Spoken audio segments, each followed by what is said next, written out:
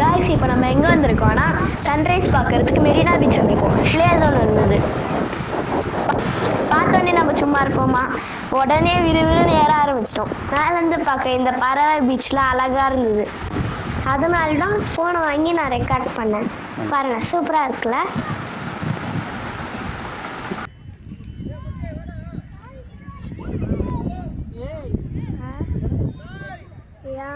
விறுவிறுன்னு ஏறின எனக்கு இறங்க தரல.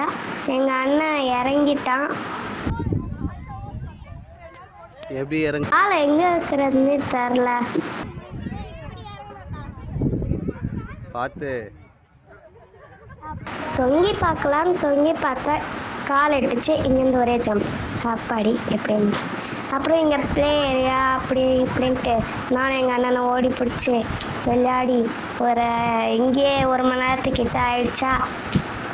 அப்புறம் இதுலேயே நாங்கள் விளையாடிட்டு இருந்தோம் 1 மணி நேரத்துக்கிட்ட.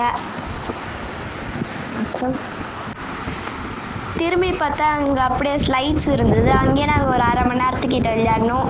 அப்புறம் நானும் என் தம்பியும் அப்படியே ஓடி பிடிச்சி ஸ்லைட்லலாம் சறுக்கி ஜாலியாக விளையாடிட்டு, அதுக்கப்புறம் என் தம்பி ஒரே வழியில் ஏறி ஏறி விளையாடிக்கிட்டு இருந்தான். இங்கேயும் ஒரு 1/2 மணி நேரம் அப்படியே விளையாடிக்கிட்டு இருந்தோம். ஜாலியாக இருந்தது.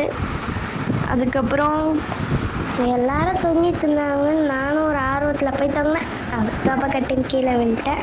நல்ல வேலை யாருமே பார்க்கல. நைஸாக போயிடலாம். அப்புறம்தான் இருந்தாங்க சதீஷ் அங்கிளும் தியா அங்கிளும்.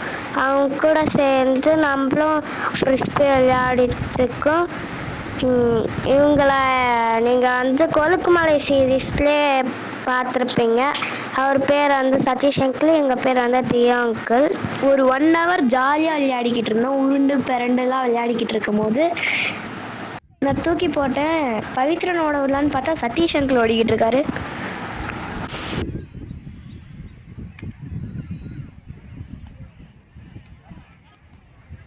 மைக்கேல் ஜாக்சன் முன்னாடி சாய். முன்னாடிடா, பின்னாடி இல்லை, முன்னாடி. இன்னும் சாய், இன்னும் சாயலாம். சாய் இன்னும் கொஞ்சம் சாய்.